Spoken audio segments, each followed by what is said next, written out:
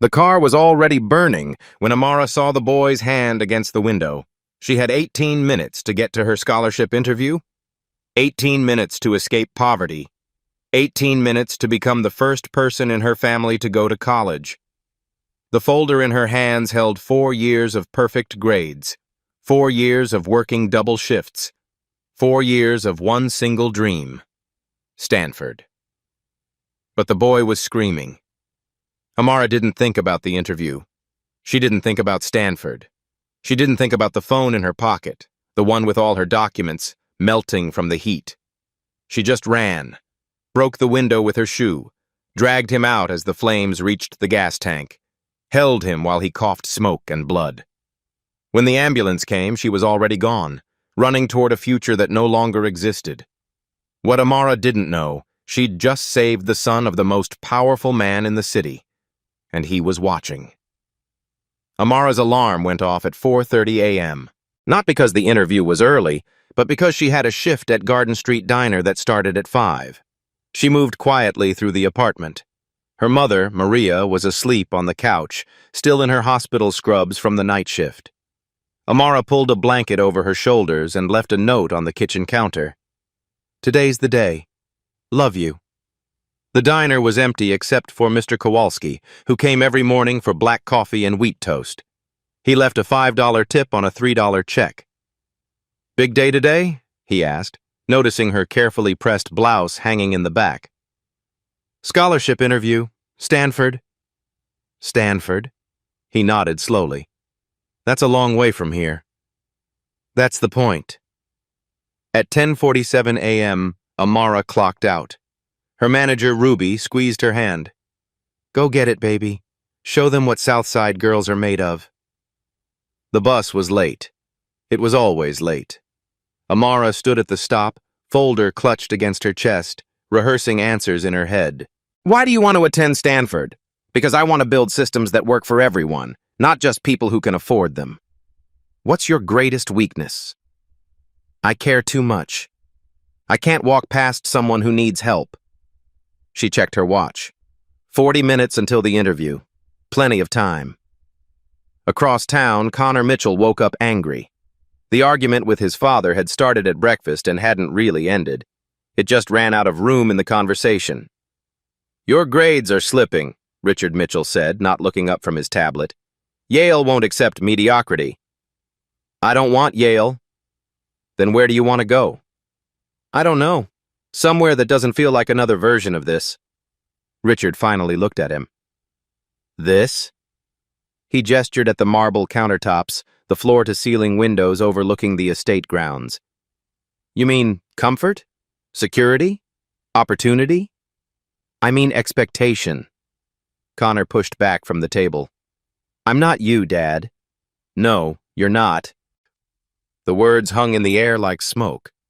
Connor grabbed the keys to his car, the BMW his father bought him for his 16th birthday, the one that felt more like a leash than a gift. He didn't have a destination. He just needed to drive. He took Riverside Avenue because it was fast and empty. He was going 70 in a 45 when the light turned red.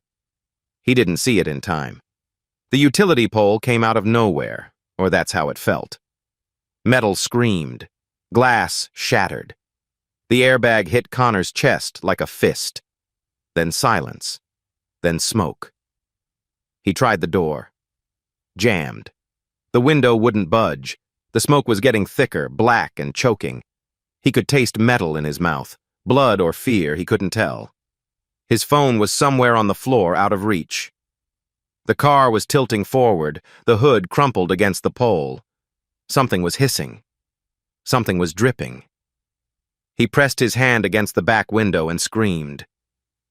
Amara was half a block away when it happened. She felt the impact in her chest, a deep boom that rattled windows.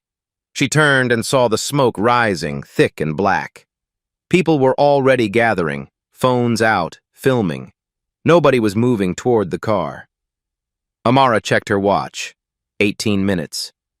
She thought about her mother, asleep on the couch in her scrubs, about Mr. Kowalski's $5 tip, about Ruby saying, "Show them what Southside girls are made of." She thought about the essay question she'd spent 6 months perfecting. Describe a moment when you had to choose between what was easy and what was right. Amara started running, not toward the bus stop, toward the fire. Her folder hit the sidewalk. Papers scattered, transcripts and recommendation letters lifted by the wind and carried away like snow. She didn't look back. When she reached the car, the heat was so intense it felt like standing inside an oven. The boy inside was pounding on the window, his face streaked with blood. Amara pulled off her shoe, the one she'd polished that morning, and swung it against the glass. Once, twice, 3 times. The window spiderwebbed, then shattered. She reached through, unlocked the door, grabbed the boy under his arms, and pulled. He was heavy, heavier than she expected. Her hands were slipping, cut by glass, slick with blood. But she didn't let go.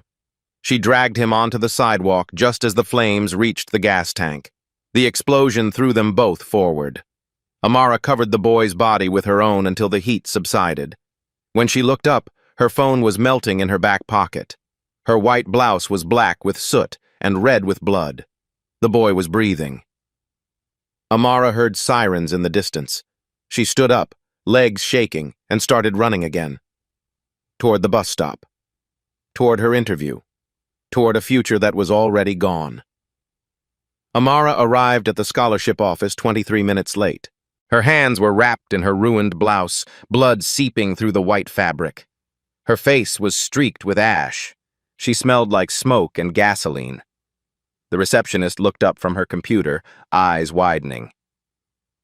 "I'm here for the Stanford scholarship interview," Amara said, breathless. "Amara Williams. I know I'm late, but there was an accident. A car caught fire and I had to help someone and my phone. The committee left 15 minutes ago." The receptionist's voice was soft, apologetic. "I'm sorry. They have a strict policy about punctuality. Please, I've been preparing for 4 years. Can you call them? Can they come back? I can explain. Ms. Williams." The woman stood, came around the desk. "I believe you, but the decision isn't mine. The committee chair, Dr. Morrison, she's very particular about protocol. No exceptions. There's a number I can call? Someone I can talk to?" The receptionist wrote something on a business card. "This is the emergency appeals line. Leave a message. But I have to be honest with you. In 5 years, I've never seen them overturn a missed interview." Amara took the card with shaking hands. "Thank you." Outside, she sat on the steps and called the number. It rang 4 times, then went to voicemail. "Hi, this is Amara Williams. I was supposed to interview today at noon for the Stanford scholarship. I'm calling because there was an emergency, a car accident. Someone was trapped and I had to help pull them out. My phone was destroyed in the fire and I have documentation from the scene. Please, I'm asking for another chance. Just one more chance. This scholarship means everything to me." Her voice cracked on the last word. She hung up and stared at her wrapped hands. The bleeding had stopped, but the pain was starting to register, sharp and hot. The bus ride home took 40 minutes. Amara counted every red light, every stop, every person who got on and off. She tried not to think about the interview questions she'd never answer, the campus she'd never see, the future that had slipped through her bloody fingers. Maria was awake when Amara walked through the door. "Baby, what happened to you?" Amara couldn't speak. She just stood there, ash on her face, blood on her hands, the smell of smoke in her hair. Her mother pulled her into an embrace. "Tell me." So Amara told her about the crash, the boy, the choice, the interview she missed, the voicemail she left. Maria didn't say anything for a long time. Then she kissed Amara's forehead. "You did the right thing. The right thing cost me Stanford. Some things cost more than others. But you saved a life, Amara. That boy gets to go home because of you. And I get to stay here." The next morning, the email arrived. "Dear Ms. Williams, We regret to inform you that due to your absence from the mandatory scholarship interview on November 3rd, your application has been withdrawn from consideration. Per our program policy, no exceptions can be made for missed interviews, regardless of circumstance. We wish you well in your future endeavors. Sincerely, Dr. Patricia Morrison, Mitchell Scholarship Program Director. Amara read it 17 times. Each time the words felt colder. She called the emergency line again, left another message, then another.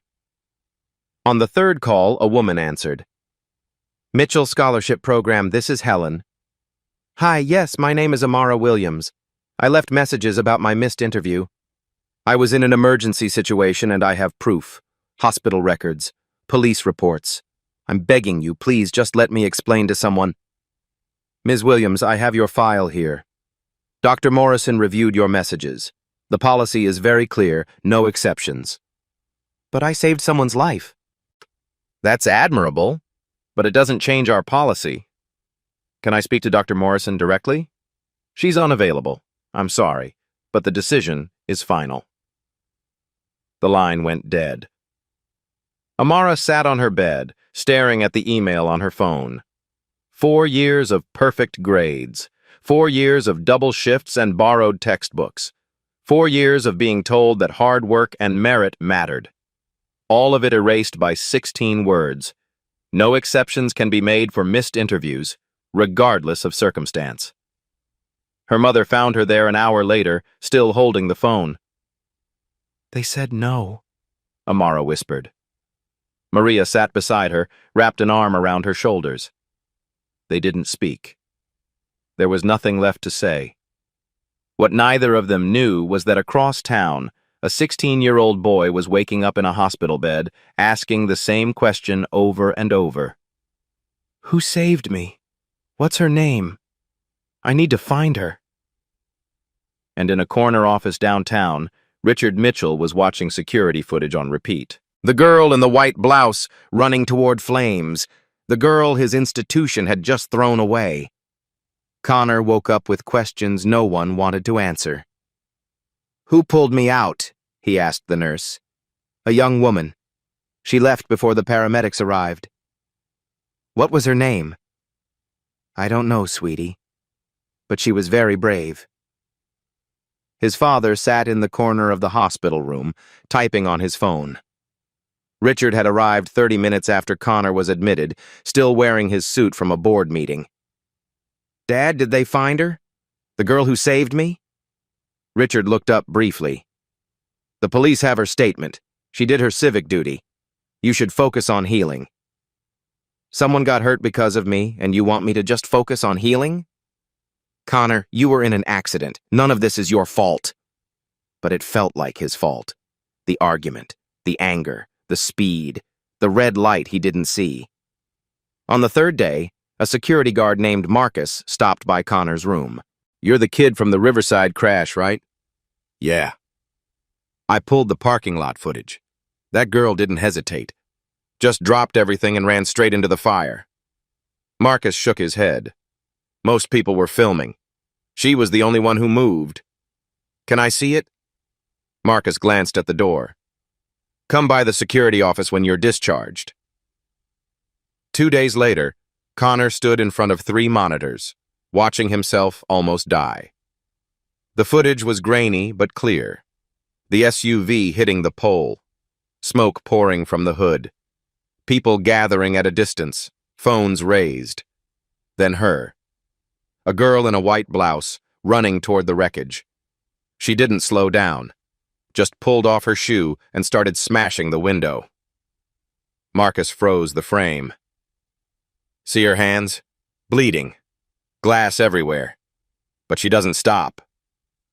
Connor watched her drag him out, watched her cover his body when the gas tank exploded, watched her stand up and run away. Who is she? Police report says Amara Williams, gave her statement, then left, said she had somewhere to be. Connor took a photo of the screen. Thanks, Marcus. It took Connor 6 hours to find her address. The police report was public record. The neighborhood was 40 minutes away, a part of the city Connor had never visited. He borrowed a car from his father's collection. The streets here had boarded-up windows and cracked sidewalks. Kids played basketball on a court with no net. An old woman on her porch watched him with careful eyes. Connor parked in front of a 3-story apartment building. The paint was peeling. The stairs creaked under his weight. He knocked on apartment 2C. A woman answered, mid-40s, exhausted eyes. She looked at Connor's clean clothes, his expensive watch, and her expression hardened.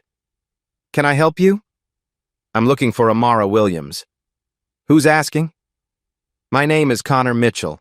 She saved my life 4 days ago." The woman's face changed. "You're the boy from the car." "Yes, ma'am." She studied him, then called over her shoulder. "Amara, someone's here for you." Footsteps. Then Amara appeared, hands still wrapped in bandages. She recognized him instantly. "You," she whispered. Connor's throat tightened. "You saved my life, and I just found out you lost your scholarship because of me." Amara didn't say anything. "Let me help," Connor said. "My father has connections. He can fix this." Amara's mother glanced between them, confused. Amara's voice was quiet, steady. "I don't need charity. I need fairness." "Then let me get you fair." "You don't even know who your father is, do you?" Connor frowned. "What do you mean?" Amara pulled out her phone, showed him the rejection email. At the bottom, in small print, Mitchell Scholarship Program. Connor stared at the name, his father's name. He's the one who said no. Connor sat across from his father at dinner that night. The table was long enough to seat 12, but it was just the two of them, separated by 10 feet of polished mahogany. "Dad, I need to talk to you about the scholarship program." Richard cut into his steak, didn't look up. "Which one?" "The Stanford one. The Mitchell Scholarship." "What about it?" "There was a girl, Amara Williams. She missed her interview." "Then she didn't get the scholarship. That's how it works." Connor pulled out his phone, turned it toward his father. The security footage played on the screen. Amara running toward the burning car. Amara breaking the window. Amara dragging Connor to safety. "She missed her interview because she was saving me. Your son. And your program rejected her." Richard glanced at the video, then back at his plate. "I'm sure there were circumstances. The committee handles these decisions. I don't interfere." "She called. She left messages. She explained everything. And someone sent her a form letter." "The committee chair follows protocol." "She followed protocol right off a cliff." Connor's voice rose. "This girl had a 4.0. She worked 2 jobs. She was perfect. And your committee threw her away because she was 20 minutes late saving someone's life." Richard set down his fork. "Connor, I understand you're grateful, but we can't make exceptions every time someone has a story. If we did, the entire system would collapse. It's not a story. She saved my life and you punished her for it." "I didn't punish anyone. The committee applied the rules fairly." "Did they?" Richard's eyes narrowed. "What does that mean?" Connor didn't answer. He left the table and went to his room. It took him 3 hours to find what he needed. His father's office was locked, but Connor knew where the spare key was hidden.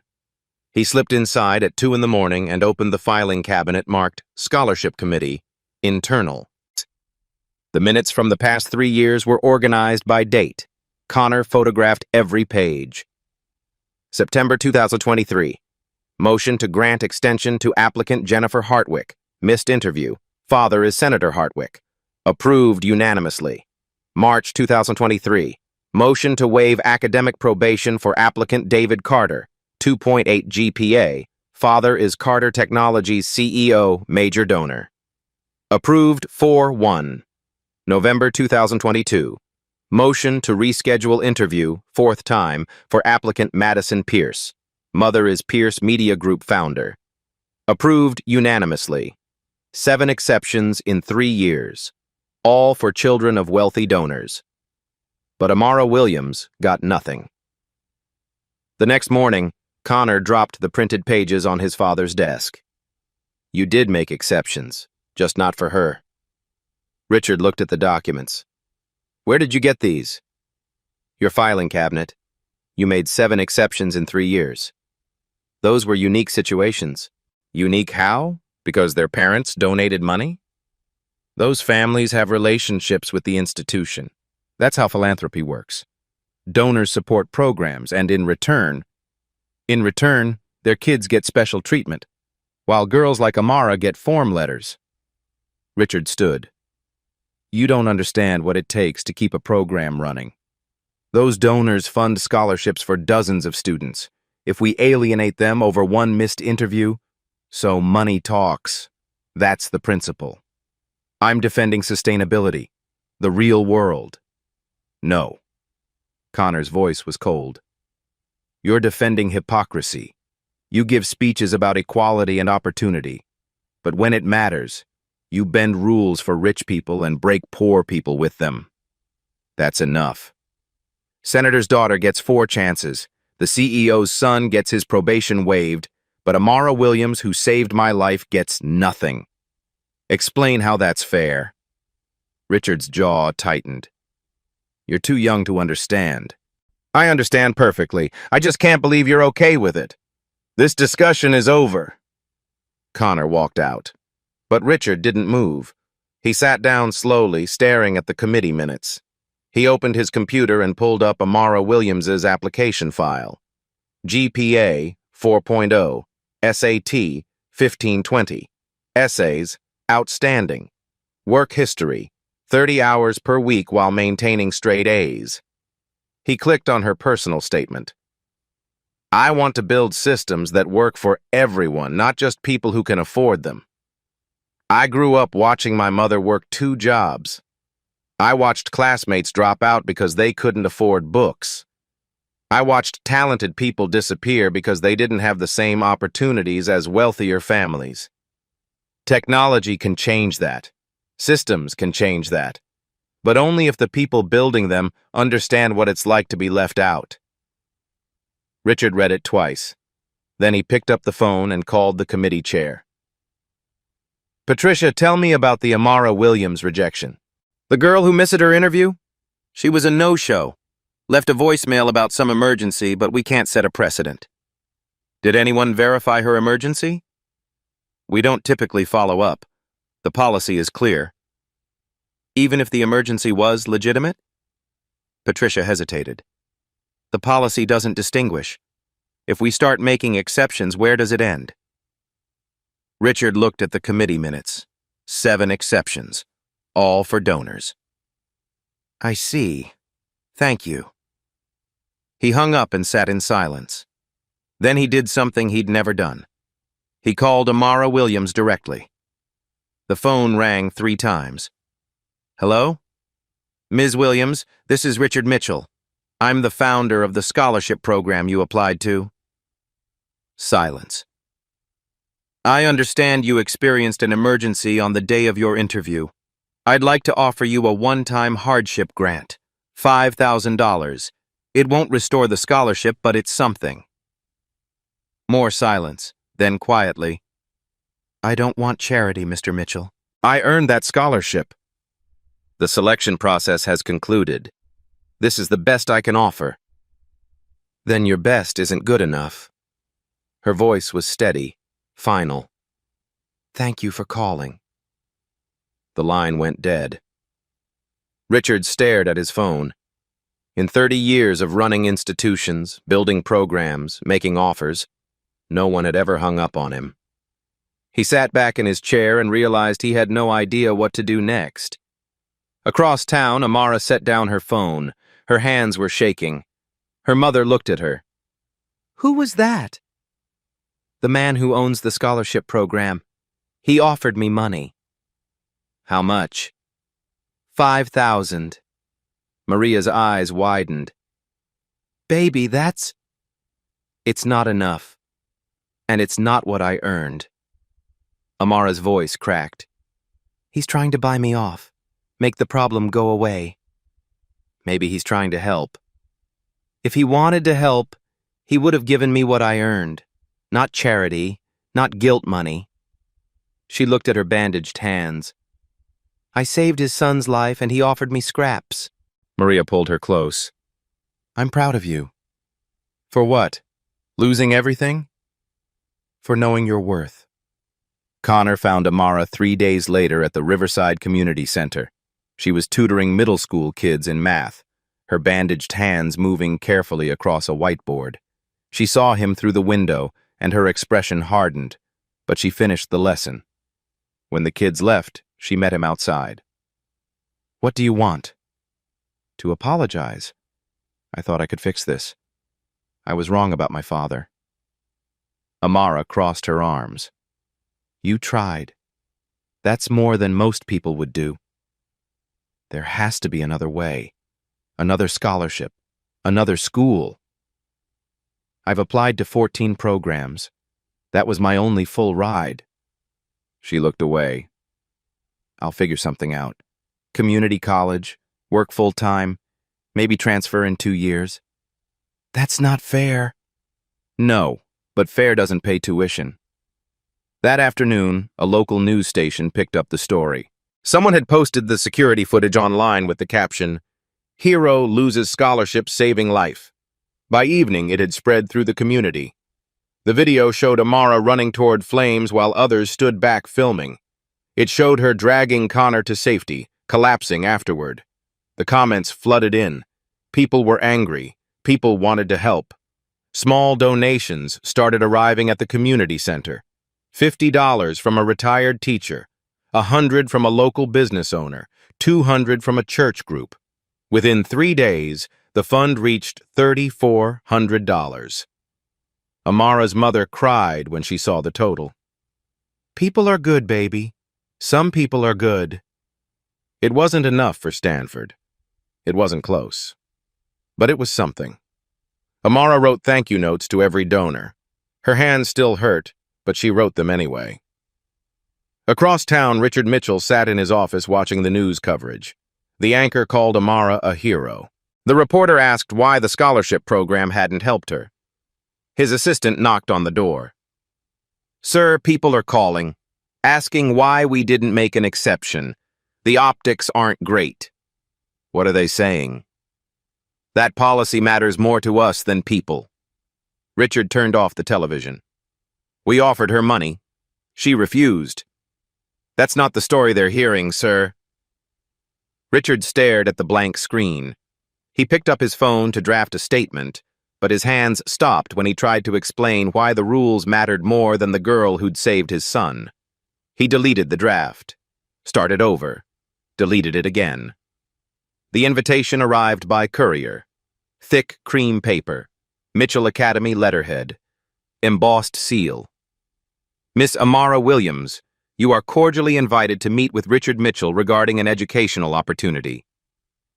Wednesday, November 15th, 10 a.m. Amara's mother read it twice. He wants to meet you. I know what he wants. He wants me to go away quietly. Baby, maybe you should listen. Hear what he has to say. I already know what he's going to say. He's going to offer me something that looks like help but comes with strings. But Maria's eyes were pleading. What if it's real? What if he changed his mind? Amara looked at the community center fund total on her phone. $3,400. Not even enough for 1 semester. Fine, I'll go. Mitchell Academy sat on 40 acres of manicured grounds.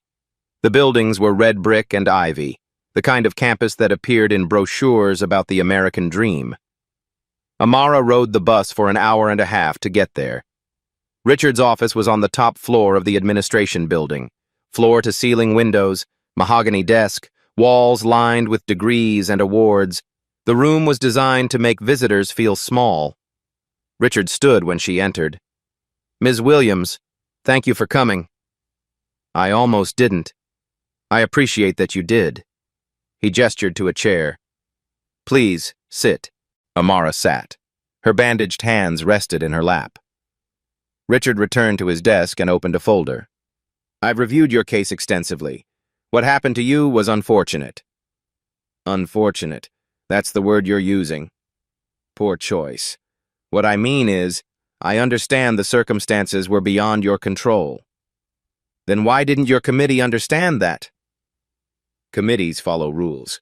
Rules exist to maintain fairness across all applicants. He slid a document across the desk. But I'm prepared to make you an offer. Amara looked at the paper. Contract. Legal language. Her name at the top. Full scholarship to Mitchell Academy. 4 years. Room, board, tuition, books. Everything is covered. Amara's heart stopped, then started again, faster. There's a catch. Not a catch. A partnership. Richard leaned forward. The scholarship comes with a public relations component, media appearances, promotional materials. You'll be the face of our redemption story. The girl who we helped after the tragedy. It's good for you. Good for us. Everyone wins. Amara read the contract. The words blurred together until she reached page 3. Recipient agrees to participate in approved media events and promotional activities. Recipient agrees to refrain from making negative public statements about Mitchell Academy or its programs. Violation of these terms will result in immediate termination of scholarship and repayment of all funds disbursed. You want to use my face to cover up what your system did wrong. I'm offering you an education. Most people would be grateful. Most people didn't earn it like I did. Richard's expression hardened. Ms. Williams, I'm trying to help you, but I can't do that if it's going to be difficult. Difficult. Because I won't smile for your cameras and pretend everything's fine. Because you won't accept a generous offer that solves your problem. Amara stood. It doesn't solve my problem. It buries it. You get to tell people you helped the poor black girl. I get to smile and say thank you while you pretend your system isn't broken. The system isn't broken. It's just not designed to bend for individual circumstances. It bent 7 times in 3 years, just not for me. Richard's face went pale. How do you know that? Your son told me, Senator's daughter, CEO's son. All of them got exceptions. But I get this. She tapped the contract. A leash disguised as an opportunity. That information is confidential. The truth usually is. Richard stood, his voice cold. You're making a mistake.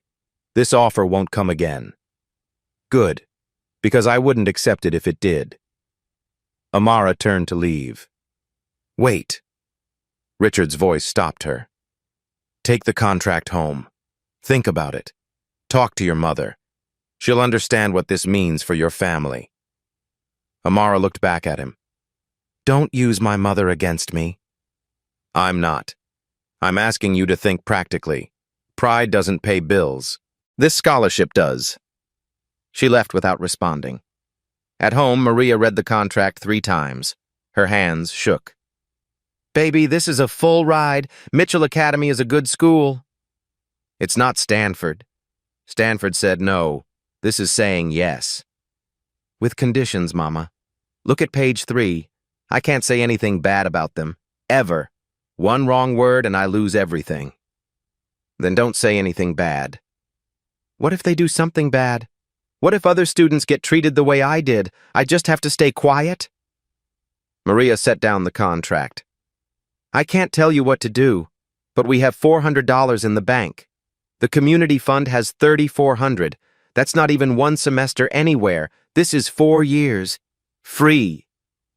It's not free if it costs my voice. Sometimes we have to compromise. You raised me not to. Maria's eyes filled with tears. I raised you in a world where we can't afford principles, where people like us take what we can get and say thank you. I can't do it, Mama.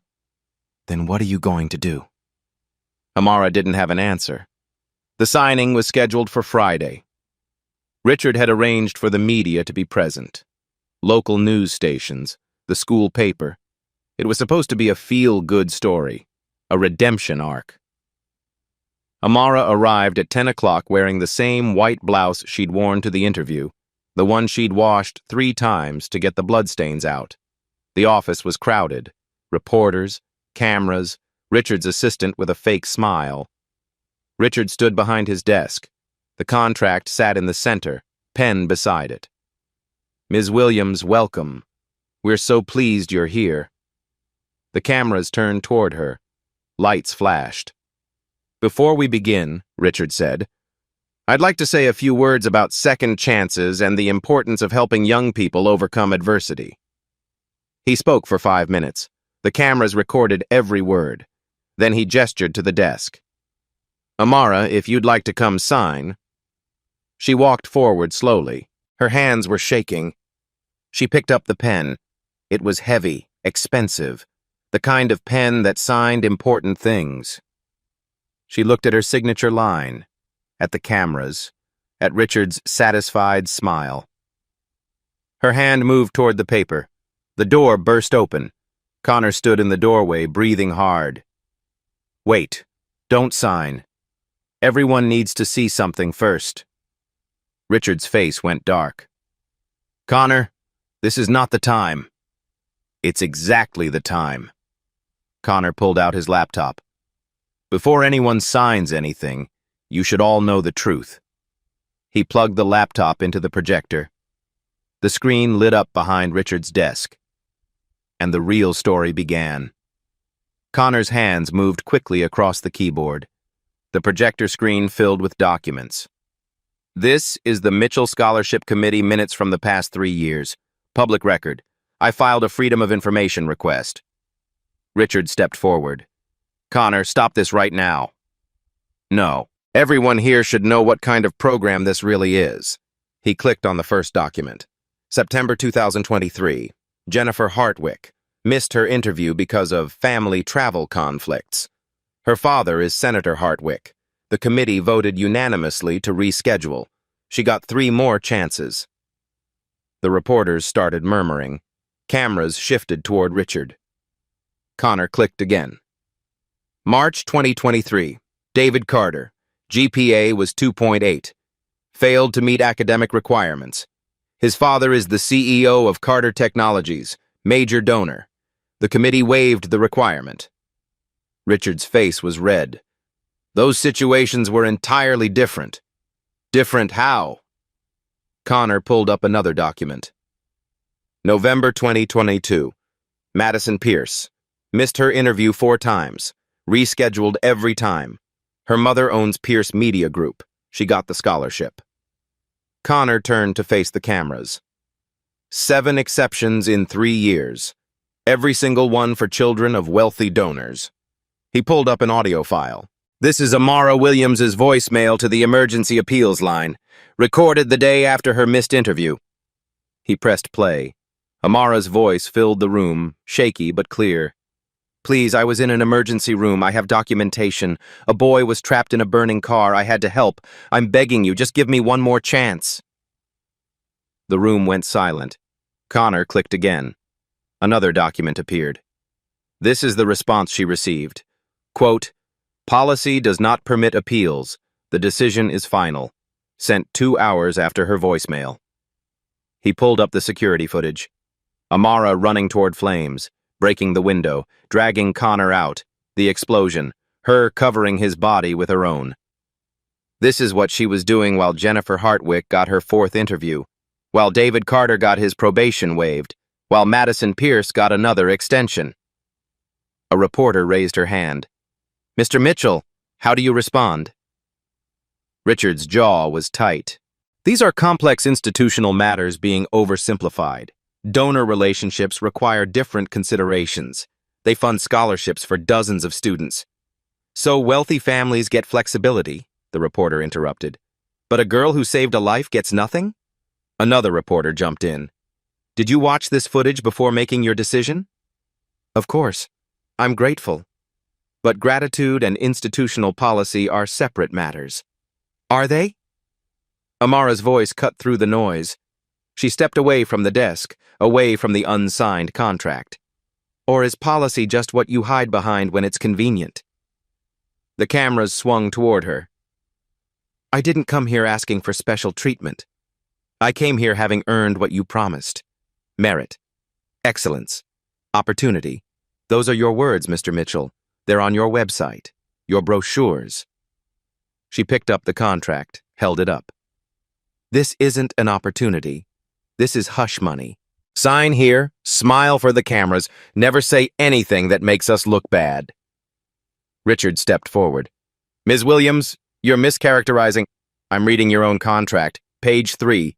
Recipient agrees to refrain from making negative public statements. You want to buy my silence and call it generosity. The room erupted, reporters shouting, cameras flashing. Connor walked to Amara's side. I'm sorry I didn't see this sooner. I'm sorry my father built a system that pretends to care about fairness while rigging the game. Richard looked at his son. You're making a mistake. No, Dad, you made the mistake. I'm just showing people what it looks like. Amara set the contract back on the desk, unsigned. When you're ready to actually fix your system, not just paper over it with PR, you know where to find me. She walked toward the door. The reporters parted. Connor followed. Richard stood alone, cameras still recording. The contract still unsigned, his narrative crumbling. His assistant touched his arm. Sir, this is going live on 3 stations. Richard watched Amara disappear down the hallway, her head high, her dignity intact. His phone buzzed. Text from a board member. Emergency meeting, tonight. Then another. Donors are calling. They're not happy.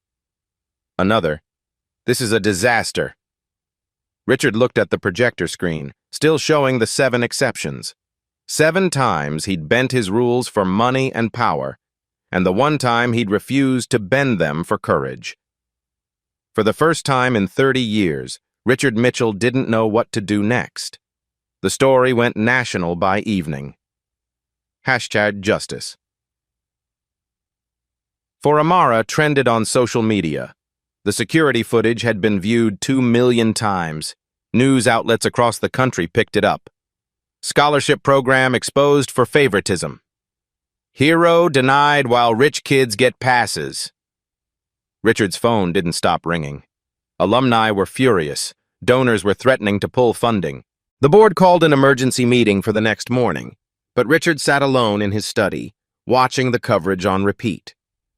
He saw himself on screen, stammering about institutional considerations.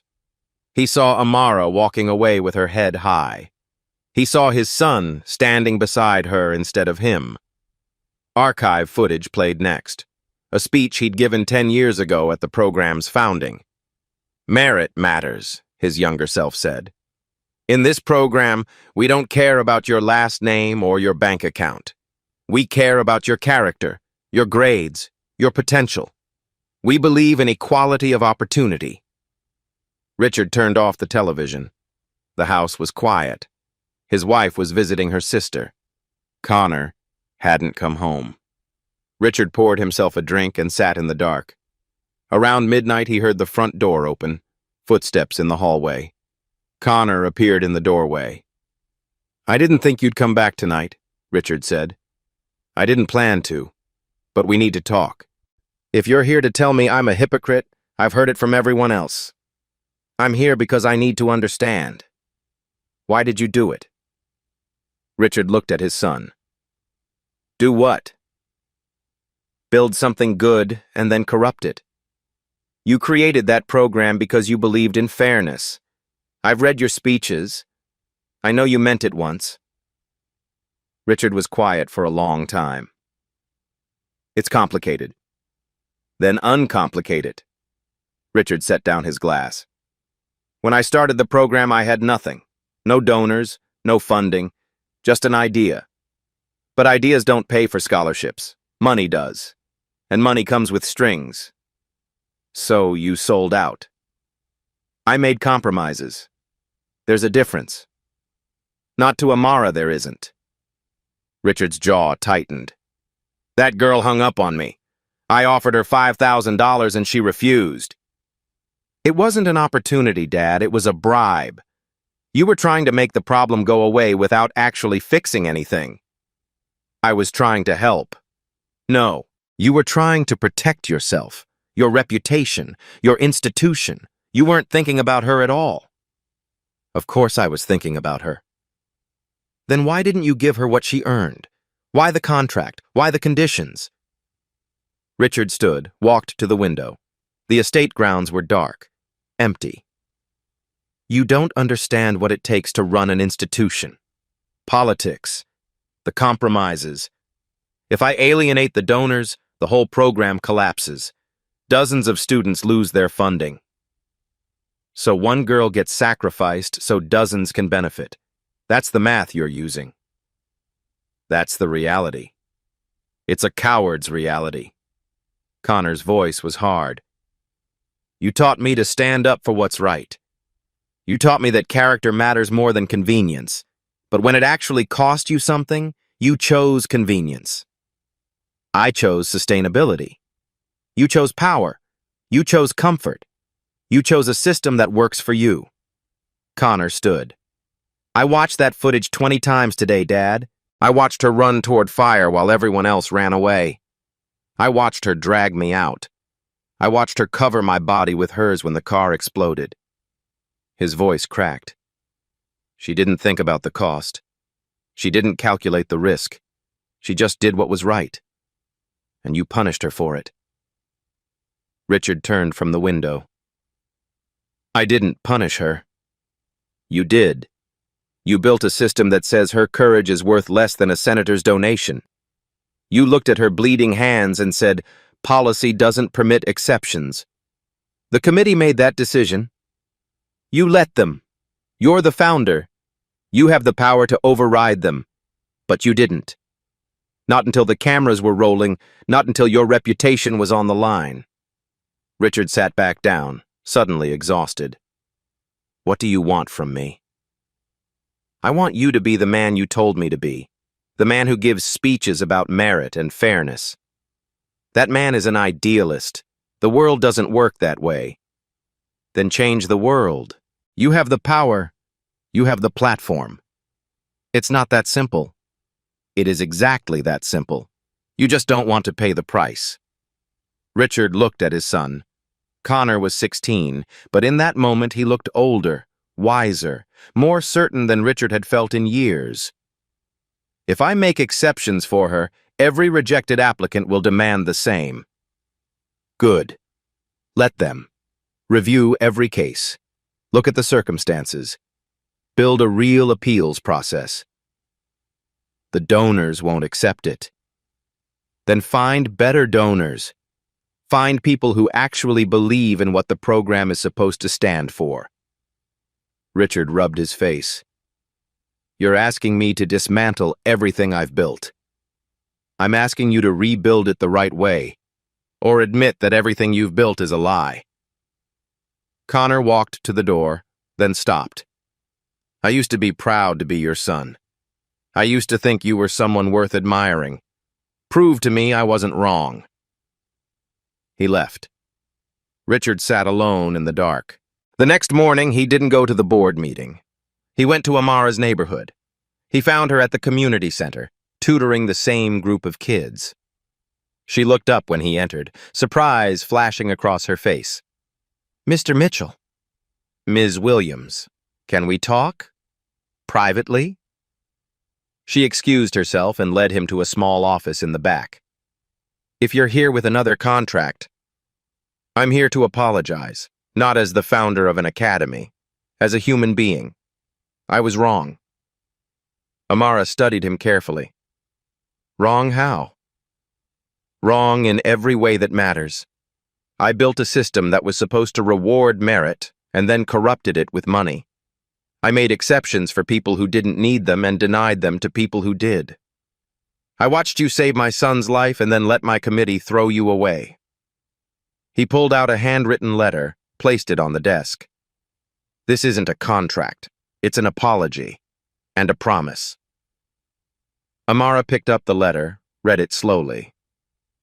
Dear Ms. Williams, I was wrong. I built a program on principles I failed to uphold. I bent rules for the powerful and broke you with them. I offered you charity when you earned justice. I tried to buy your silence when I should have amplified your voice. I am sorry. What follows is not an offer. It's what you're owed. The letter detailed everything. Full scholarship to any university that accepted her. Mitchell program would fund it. No strings attached. No PR requirements. No morality clauses. Beyond that, systematic reforms, committee restructuring, emergency appeals process, blind review to eliminate donor bias. You don't have to accept this, Richard said. But whether you do or not, these reforms are happening. You were right. Policy was what I hid behind. I'm done hiding. Amara looked up from the letter, tears in her eyes. Why now? Why not when I called? Why not when Connor asked? Because I was a coward. Because I valued my comfort over your justice. Because my son showed me that the principles I taught him mattered more than the compromises I made. He stood. You asked me what changed. The truth is, nothing changed. I just finally looked at what I'd become and couldn't pretend anymore. Richard walked to the door, then turned back. Rules protect institutions. Conscience protects humanity. I forgot which mattered more. He left the letter on the desk and walked out. Amara sat alone, reading the letter again. Her hands were shaking. This time they weren't wrapped in bandages. They were free. 2 weeks later, Richard Mitchell stood at the podium in Mitchell Academy's main auditorium. The room was packed. Students, faculty, media, board members in the front row. Connor sat in the third row beside Amara and her mother. 30 years ago, I founded the Mitchell Scholarship Program on a simple principle. Merit matters. But somewhere along the way, I lost sight of that principle. I allowed money to influence decisions. I bent rules for the powerful and broke them against the powerless. He paused, looking directly at Amara. 3 weeks ago, Amara Williams saved my son's life. She ran toward fire while others stood back. She gave up her future to preserve his, and my institution responded by sending her a form letter. Murmurs rippled through the audience. Today, I'm announcing the Amara Williams Emergency Equity Initiative. Any scholarship applicant facing a documented emergency will receive an automatic extension and holistic review. The committee is being restructured to include community members. Donor influence will be separated from selection decisions. He held up a document. This is our new policy manual. It's not perfect, but it's honest. And it's a start. The auditorium was silent. Ms. Williams, would you join me? Amara walked to the stage. Richard handed her an envelope. This isn't charity. This is what you earned. Stanford University acceptance letter. Full funding. The room erupted in applause.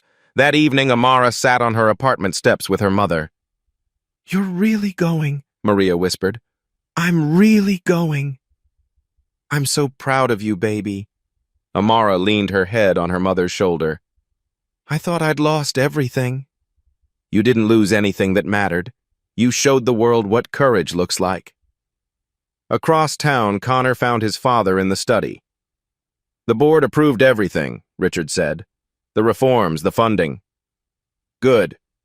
Richard looked at his son. Thank you, for being braver than I was. Connor sat across from him. You did the right thing in the end. Does it count enough? Ask me again in a year, when we see if the reforms actually work. At the community center, news spread quickly. 3 other universities announced similar programs. Local students started applying in record numbers. Amara returned every dollar from the community fund, asking donors to give it to the new equity fund instead. One note went to Mr. Kowalski. Your $5 tips helped me believe someone cared. Now I get to help others believe the same. 6 months later, the day before leaving for Stanford, Amara returned to Riverside Avenue. Someone had placed a memorial at the intersection, a plaque on the utility pole, where courage met opportunity. Connor was already there. Thought you might come here, he said. I needed to see it one more time. Any regrets? Amara looked at the spot where the car had burned. None. You? Not anymore. They stood in silence. Thank you, Connor said, for saving my life. Thank you for helping me save my future. 1 year later, Amara's dorm room at Stanford overlooked the quad. Her computer science textbooks were stacked on the desk beside a framed photo of her mother. Her phone rang. Richard Mitchell's name appeared on the screen. How are the studies? He asked. Challenging? Perfect. Good. I wanted to tell you we have 47 students in the equity program now. Thought you'd want to know. That's 47 futures changed. Thank you for actually doing it. Thank you for showing me it needed to be done. At Mitchell Academy, Connor now led the youth outreach program.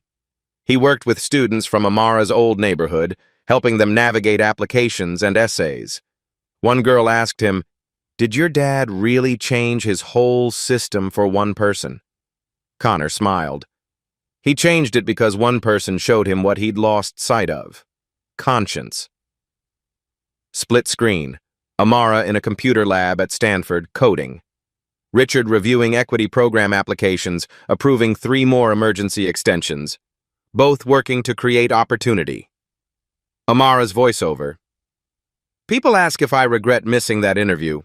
I don't. Sometimes the best opportunities come from the hardest choices, and sometimes the most powerful people just need someone brave enough to show them a better way.